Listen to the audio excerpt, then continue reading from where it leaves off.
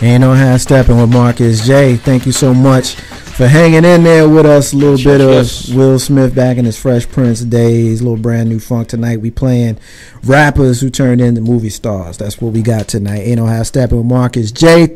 Tonight's show is sponsored by the Doctor of Optometry, Dr. Euphemia Huggins Williams. This is where I get all my specs, y'all. Y'all need to check her out. She can check your eyes, make sure that everything is healthy, make sure you don't have glaucoma or cataracts, anything like that. And then she's got the best selection of eyeglasses that you're going to find in Richmond, Virginia. Check her out. 7124 Forest Hill Avenue, Suite B in Richmond, Virginia, 23225. Give her a call by phone to schedule an appointment at 804-327-1640. 804-327-1640. Tonight's show is sponsored by the Doctor of Optometry, Dr. Euphemia Huggins. Check her out.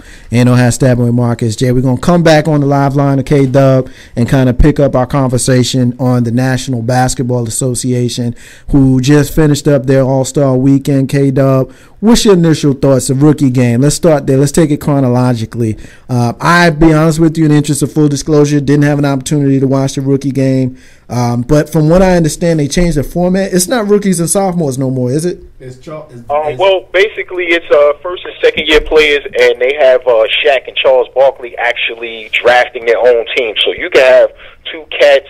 You can have your backcourt made up of rookie and a second-year player, which is pretty much what Shaquille O'Neal's team was made up with Damian Lillard and Kyrie Irving. I think they call it the up-and-comers, right? It's a good format to just see young players, maybe players that you're not too familiar with, maybe even players that don't get a lot of time, just to kind of get an idea of the young talent that's in the league. And it was pretty good, man. But anybody that watched the game, the one moment, well, I would say maybe two moments. Right. One would be New Jersey native, Newark native, that plays for the Denver Nuggets.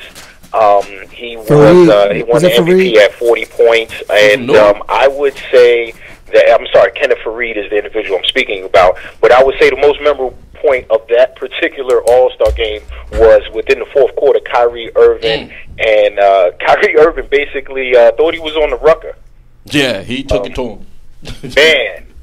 That dude. But you know what, though, the thing with Kyrie Irving? It's comical, man. If anybody has the opportunity, if they can YouTube it, you will actually see Kyrie Irving break down the I'm not sure how they even broke it down, but broke down player plays for Detroit Pistons. His name is escaping me right now. It don't matter. He got shook. It was almost comical. Yeah, I heard about it. Like I said, I didn't have an opportunity to watch the game, but Allah Iverson beat Jordan. He got shook. It was worse than that. It was worse than that, Grizzly, because where at least Jordan, it was just a changing of the feet. Right. Whereas with this Kyrie Irving move, he fell. Yeah, dude crossed him up awfully. Crossed him up. I want to give a quick shout out to my little sis Net that's checking us out. Thank you so much for listening to us and promoting the show and letting folks know where they can find us. We appreciate it, little sis. Love you. Kdub. Like to also give a shout, man, to my man. I know my man Terry Hunt, my teammate, my brother out there listening to the show, representing University of Maine. The Black Bears. My man T Hunt, thank you so much for listening to us, brother. Hey, listen, man, I want to move on from Friday night, and I want to talk about something that really annoyed the hell out of me. Because, I'm real good at complaining. I'm going to complain about All-Star Saturday night. You have the right to complain. I'm going to complain about All-Star Saturday night because this is a tradition in my life that I've had since me and Kdub was little boys in Jersey City, New Jersey. We used to, remember, we used to basically get our whole day set up so we can go home, watch the dunk contest, watch 3-point, all that stuff. Why they messing it up with all this music and all this kind of stuff now? Oh, you talking about Neo? I'm talking about. Well, that was last night. And I'm gonna get to that in a minute. That was Friday night. I'm gonna get to that. I'm gonna get to that in a minute. Speak on it, brother. But just with all of the theatrics and all the commercial breaks and all that kind of stuff, let's take it from the top because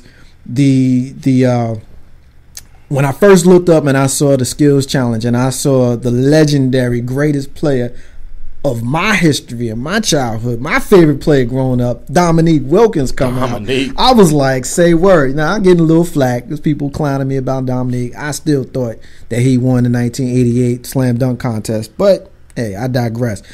Skills contest. Talk about that one. Yeah, we can definitely talk about it. Skill contest dub was fun. It was all right. It was good to see Dominique with his little specks of gray and his little extra little extra tummy coming out there. You seen who else big did we shot see? We see Robert Horry. Yeah, Robert Horry throw his jump shot into the third row. Yeah, we seen that. But you know what? They was giving, you heard Chuck and the crew giving it to Dominique pretty bad, but he the one that hit the shot. That hit the shot twice. He hit shots, yeah. He hit the shot twice. So what you think? Like Kenny Smith said, I think he has shot all his points out. Yeah, he did. So, Doug, what'd you think of the skills, man? You know what, man? To be honest, and the skills, I was entertained, man, because this is the only event where you're going to see the stars of the WNBA, you're going to see the current stars of the NBA, as well as you're going to see some of the former players all come together, basically to have a good time. I really wasn't. I was entertained by the actual skills challenge, the competition with the old time. Well, I guess I don't want to say old timers, but the retired legends, the WNBA. All of that was great. I'm going to say that with the 3-point contest, hey, I was entertained. We're gonna come back. We're gonna come back to that. Let's do it chronologically. Right. With all of that, but I do think that, and to answer your question from earlier in regards to the musicians and so on, with that, my opinion is that I think that the NBA has put itself in a position where they have to try to appease a number of different people. And I think by them bringing in the music aspect and a lot of other things, they're trying to draw in a number of people that normally probably wouldn't pay attention to the All-Star Weekend festivities, as well as, you have to also encompass sponsorship. You have a number of sponsors or what have you, and they do dictate some of the things that were being done. Was it a little bit overboard? For me, as a pure basketball fan, yeah, because I just want them to go from competition to competition. Yeah, that's me. And I'm one of those dudes, man. Like, you don't even need to have a halftime show during the Super Bowl for me. Like, it was cool to see Beyonce because I like looking at her. I mean, like, it's really that simple for me. I like looking at her, but I didn't need to see. Who don't? I didn't need to be looking at her for 17 minutes. I did. When I know that there's a Super Bowl going on, I could have listened to the fellas break down the film a little bit more. But back to the NBA on Saturday. When I watch the skills is always fun for me. I like to see who they will bring out. Now, I will be honest with you, Dub. As a New York Knicks homer, I would like to see them bring some Knicks back because it seems like every year for a few years we saw somebody from San Antonio. Well, I mean, he came 1 year. Yeah, it's like 1 year, but it was like you always had Los Angeles represented. Right. You always had San Antonio represented. You always had the host town represented, and then you would get like another city filling your city. Mm-hmm. It was like, okay, we got enough legends. We could have had somebody come back. Pat Ewing? I'm with you. And to be honest with you, I'm trying to think. The last time that I saw someone out there was Allen Houston. It was a representative from the WNBA New York Liberty team, and I can't even remember exactly who was an active player that was on the team at the time. But it would be interesting to see someone from New York consistently being there. You always get the representative from LA. You always get San Antonio, a lot of those particular stormates. It would have been good as a New York Knicks fan to see someone that is there consistently every year. So I definitely understand your point of view. When I look at the next one, the point guard one, the name of the thing is escaping me, but the one where the point guards kind of run around and like the skills challenge. That's actually the skills competition. Okay, okay. So I got the name. I got the names. I got the names confused. Yeah. Sometimes when I watch that one, I'm entertained, and then there's other times where I'm like, This year I was like, because the guys that they had in it didn't seem to really be going at it. Like one dude actually missed a freaking layup.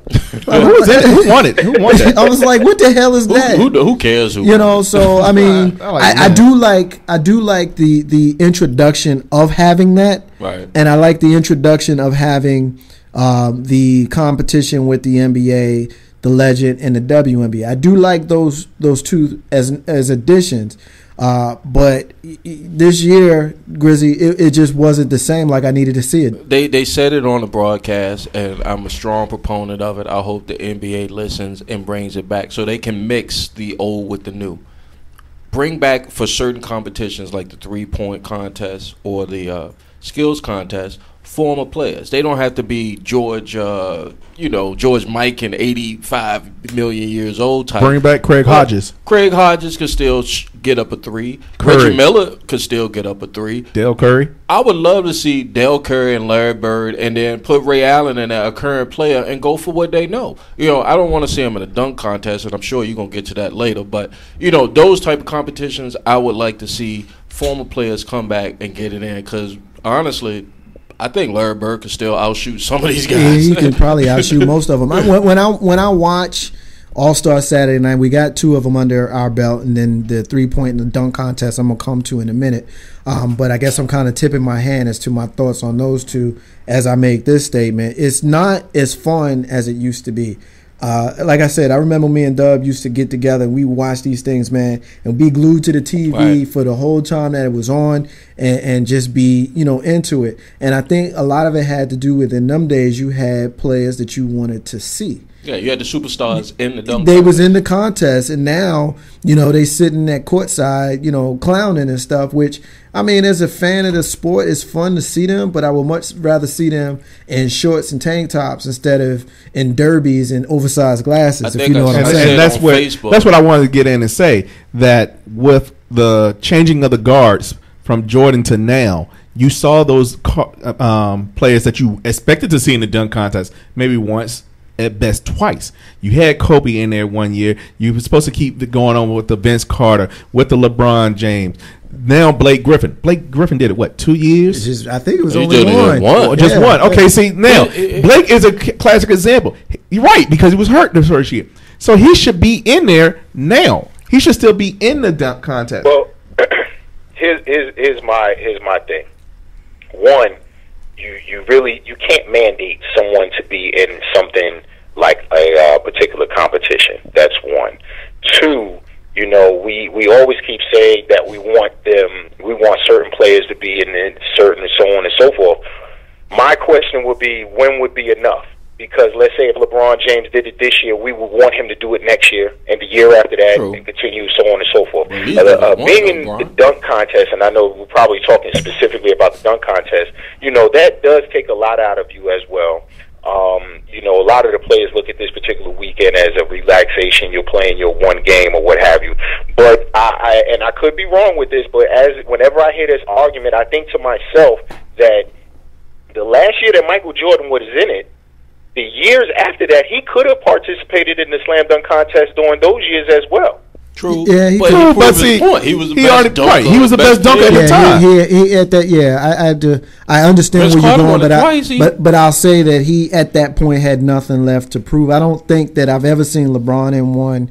I don't think that I've ever seen Tracy McGrady in one. Someone correct me if I'm wrong. Yeah, Tracy McGrady was in a number of dunk contests. So he was. I remember him helping out Vince, but I don't remember if he was actually in it. But he was in more than one dunk contest. But again, when would be enough for us? No, I understand. I would say I don't think that 3. This is what I say. Well, I don't think that we should mandate it. I do agree with that, but I think that there should be some sort of incentive that would get these guys wanting to do it because they don't want to do it. Like, I'm a Knicks fan. I know who James White is, but for real, I don't give a damn about no James White. He the 18th. I mean, for real, like I'm a Knicks fan, and I had to force myself to get excited, and then. We hear all of this Flight White and how he was this great dunker, and then he basically embarrassed himself, which brings me. Thank you. Which basically brings me. I'm gonna skip over the 3-point contest. Simply, well, never mind. I don't want to skip over. I'm gonna save dunk for a minute. Let's get this 3-point in, and then we'll talk about dunks because I do want to spend some time on that. Kyrie Irving lit it up. He did? Absolutely lit it up. And he wins it. He's a talent. He's a kid that we're gonna be seeing for a long time, and I look forward to. He's from Jersey. We got a personal connection to him, Kdub. I know you know about that. What about these ballers in Jersey? But I think what they could do to make it more interesting, Right. and this goes for dunk and slam dunk, dunk and 3-point. Set the rim on fire. If you're gonna mandate, if you can mandate anything, mandate the winner. Make the winner come back, defend his crown. Defend it. That's right. I agree with that. And that would be cool because. And they did that with Craig Hodges. Well, he came back. I don't know if they He had to come back. He won't get no shine in But Chicago. he wasn't with a team. Think about it though. He wasn't even with a team. You're right. Yeah, he wasn't even with the team, and they brought him back. But you know, He to had the go a Wile little bit deeper Coyote with Craig Acme Hodges, shirt you know, on. that's a whole blackball issue, which Right. we don't even have time to even get into that. And in regards to why you didn't see him with the team, or you didn't see him anytime after that. But that would be kind of cool, you know, especially if they're still in the league, having the winner from the previous year come back and kind of defend their crown. That would be what's up. Yeah, I thought it was, you know, 3-point was cool. 3-point to me is always cool. Like, I've never watched a 3-point contest and not enjoyed it, you know, because it's simple. Like Grizzy just said, all it is shooting. That's literally all it is. And if you can shoot, then you're going to make some baskets. And if you can't shoot, then you're not. It's that simple. And then you got great shooters, somebody like a Novak, who ran through the first couple of racks, but then went ice cold. Legs, he ain't had no legs. You know, he lost his Because leg. the competition, that's a part, because you got to add in that fatigue factor. Yeah. Now, let's talk about dunk, because we're going to spend a little bit of time on this. It sucks, y'all. It sucks real bad. It's real bad. And I really think that they need to figure out this missing dunk thing. Because if you can't make the dunk, then do something else and make it punitive when you out there 5, 6, 7, 8 dunks you missing, and then you make the dunk and you get a 48. What the hell is that? But see, the thing is, here is my thing. This is the only thing that I ask, is that if you miss a dunk, okay, let's say you miss one dunk, minus 40. You're starting already at 45. If you miss another dunk, you're at 40. If you miss the third dunk, then you're done. Love it. That's just my own thing. Love it. And you know that would probably eliminate having to go 6 and 7 times as far as a dunk. Now, I look at this. There's a lot of dunks that we have already seen. You didn't really see a dunk Saturday night that you haven't seen before. Maybe even the Manigault attempted dunk by Gerald Green. You really hadn't seen that. You heard about it. But there's a lot of dunk. I don't know. I really don't know if there's a dunk out there that I have yet to see. So I think at this particular point, you know, us clamoring and wanting more from the dunk contest, it's like, well, what out there haven't you seen that isn't gimmicky? That's true. That is true. But I think it kind of goes back to, Grizzy, when we were talking a minute ago about figuring out a way to entice the stars to actually do it. Because when you see the two-handed windmill that Dominique did in 1988 that he got a 45 for, that he should have got a 50, and I'm still mad about it 25 years later. Right. You know, when you see that dunk, you know, it's better when Dominique does it. It's better when Kobe does it. It's better when Durant does it than it is when James White does it. You know what I'm saying, Grizzy? Yeah. Here's my proposal, and I tend to go with Kdub's proposal as well. But why does it have to be an NBA ball player? There's if we base it off of the dunking we saw Saturday night, I know dudes in the hood that could dunk, dudes at Rucker, dudes at Randolph and Richmond that could get it in a lot better than these cats is. So they need some type of incentive. Here's the thing, though, Grizzy. It's the NBA All-Star Game. It isn't the World All-Star Game. It isn't the Rucker All-Star Game. It's NBA All-Star Weekend. I agree with what you're saying, and you know what? To maybe address that, maybe have it whereas the same way they split it up East and West, let's go NBA and NBDL. I heard Charles Barkley over the weekend suggest the NBA versus the world, or the Americans versus the world. I don't like that idea. I think that, you know, East or West is the way it needs to be. But you do want to figure out a way to make it creative. Let's move on from the dunk contest. the last thing I'll say on that is I really think if they figure out a way to get people that we want to see, then you'll have a little bit more fun come back into the dunk contest. Because I'll be honest with you, I thought it was terrible. I thought it was boring as hell, and I thought it was terrible. The game last night, you had the West winning the game. The West has won 4 of the last 5, and I believe the last 3 straight. I'll first ask you this, Dub. Why does the West seem to have some sort of dominance over the East these days? You know what, man? Looking into that will be making it bigger than what it is. It was a basketball game. I mean, the point spread was 5 points, I believe, 143, 138.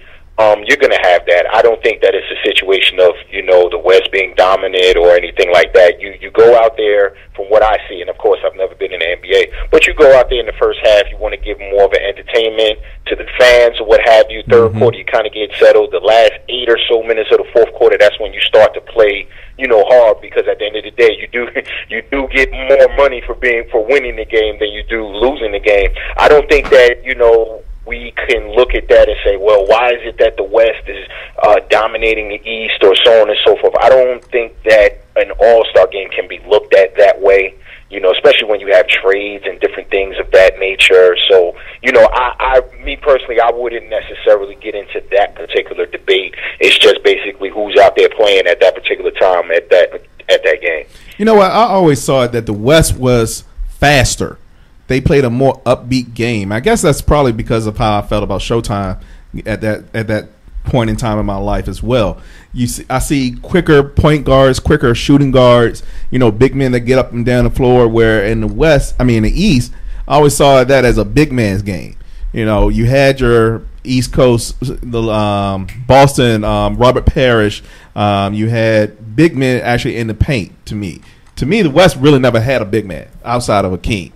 So, yeah, I guess you forgot about a guy called Kareem Abdul-Jabbar. Well, Kareem, but see, Kareem though, David Kareem being in the All-Star, but see, David could run. David was running up and down the court. Man, any All-Star game, regardless of what level that you're on, is going to be dominated by your perimeter players. Whereas your point guards, your shooting guards, your small forwards, it's not really. And the perfect example of that, if you look at the All-Star balloting, they took away the center position. Now it's basically your guards and your forwards. Pretty much. Granted, Tyson Chandler and Brooke Lopez made the team, and they are centers. But the game is a lot evolved. And I know we're kind of away from Saturday, but there was a quote by someone made on Saturday showing that if you notice over the years, the span of the 3-point contest, the winners are becoming bigger and bigger and bigger. So it's the game has evolved where a lot of your players back in the, let's say, 80s that were primarily post players, they're now perimeter players. I mean, if Kevin Durant played in the 80s, he would be a 4-man. Let me ask you this, Dub. Did the right man win the MVP? Yeah. And it would definitely have been a different situation if the East would have won. My vote would have been, not because he's with the Knicks, but my vote would have been Carmelo Anthony. He finished with 26 points and 12 rebounds. I mean, she doesn't even get 12 rebounds with the Knicks during a regular season game. But, I would say definitely Chris Paul was the MVP of the game. He was definitely a gracious you saw him all through the weekend, and he went out there and showed why he is in the talks of being an MVP of the league. I mean, if it wasn't for Chris Paul, we wouldn't even be talking about the LA Clippers the way that we do talk about them. And he went out there and showed he was the star amongst all stars. Speaking of the star, it was interesting at the end of the game to see Kobe Bryant D'ing up LeBron James, and then of course getting a couple of pivotal blocks towards the end. What's your thoughts, man? There's been a lot of talk lately. Kobe, LeBron, who's the best? Apparently, the number 45 of the Washington Wizards came out. I mean, of the Chicago Bulls. What's the guy that turned 50? Why you can't give him a great number, man? Stop doing it, man. For real. You're doing him a disservice. I know, for real. You've been doing that for 2-3 weeks now. We talking about Michael Jordan, number 23 for the Chicago Bulls. Yeah, that guy. Don't do him dirty like that. I mean, he's been doing it for 2 or 3 weeks, Kay. Player that we 2 or 3 have weeks, visually seen. How long have you known me? I've been calling the man number 45 since 1990. Yeah, but when you gonna give it up? You had to change your perspective on LeBron last year. Am I right? Yeah, but he never won another title, number 45, since I've been calling him that. But anyway, I'm when he came back and had the 45 jersey, he won titles. In fact, he won 3 after that. I'm talking about when I started calling him that. But anyway, anyway, in all seriousness, that's me clowning. Michael Jordan, arguably the greatest player ever to play the game, and I will say arguably because I have my own reservations with regards to that, which is the whole point of the question I'm about to ask you. When the Kobe LeBron conversation has been coming up more so in recent weeks than it had been now that LeBron has actually won a title, it's a little bit more of a serious conversation than it had been in the past.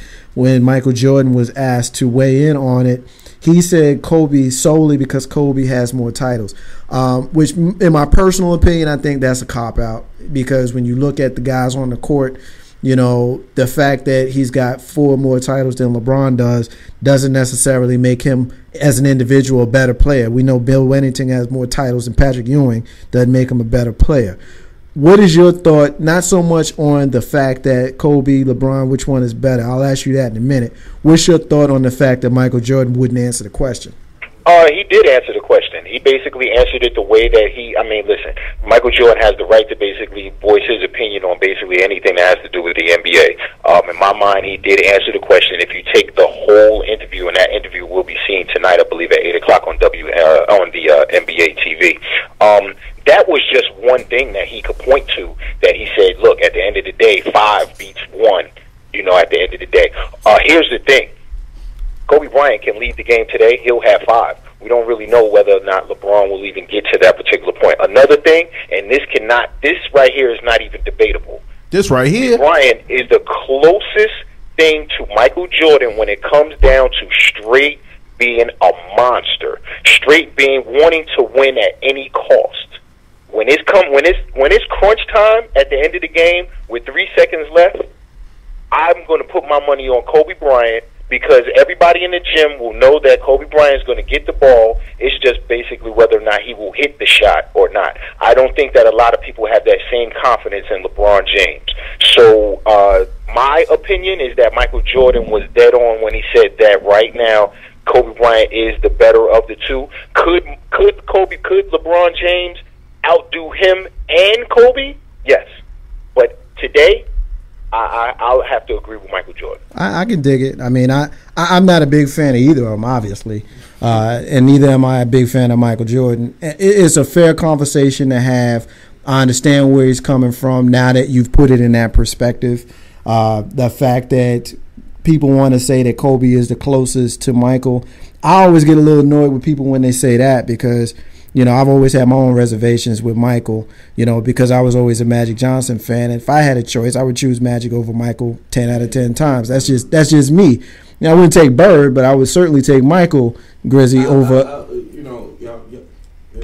That's better. All right. Everybody know I'm a Kobe official hater. I've drinking all the hater aid on Kobe. I'm not taking anything away from his physical ability on the court, but for me, Magic, even Bird. Bird don't have the athletic ability of Kobe Bryant, but just from the standpoint of an all-around ball player, I don't see Kobe is just the ball hog to me. I don't get him past the ball hog because he can't get his team even with Steve Nash and even with a broken down Dwight Howard and a Ron Artest, Meta World Peace. I just don't like Kobe. Bottom line, Kobe holla. You know what, man? I think it comes down to us as individuals of what you like. Right. I think that's what kind of it boils down to. Well, with me, I mean, for me, it's the eye test. You know what I mean? Like, I understand the whole killer instinct thing. They call him a black mamba for a reason. I get all of that. He had to, but hold on. I get all of that. But he don't have like. I use LeBron in this, and I came in on the tail end of the conversation, but LeBron has the body to bang it out with guys down low. Or if somebody was to get physical, like even Jordan had to bulk up. If you looked at Jordan early on, he was lanky. He got, after the Detroit series around 89, 90, he bulked up a little bit. And he could take that punishment. Like, nobody could body Kobe. Like I'm mad that nobody has caught him with a left hook yet. Well, I mean, Kobe has the same body that Michael had, and Kobe physically, as well as mentally, is probably the closest that you'll ever see. But again, I don't really like that argument simply because, you know, Kobe is the first Kobe. He ain't got to be the next Michael. So he got to be next Michael. Yeah, but see, that's he had to be. He has to be. Yeah, but see, that's where you lose me with the argument because, you know, every single generation has their great player. You don't have to be the next of the last generation. You can be the first of your generation, just like we were talking about Kyrie Irving, right? You know, 10 years from now when he's still playing and Kobe and LeBron are long gone, right. You know, 10 years from that, they're going to be talking about who's the next Kyrie Irving, and that's where you lose me. I think you should just stick with what you got. We got to leave it there, Kdub. We got to leave it there. We need to move on. But I appreciate you being with us, man. We're going to catch up with you next week, man. Yes, sir. Peace and blessings, y'all. Y'all be easy, man. Enjoy yourselves. Take it easy, brother. Keep on listening, man. We got a great segment coming up. Ain't no half stepping. Ain't no half stepping with Marcus J. When we come back from this break, we've got the great-great-granddaughter of Chicken George, known from the movie Roots. We've got the director of the Alex Haley Museum and Interpretive Center in Henning, Tennessee, Miss Beverly Johnson, coming up right after this break. Marcus J. Ain't no half stepping. Keep it locked. Oh, Negro Grizzo.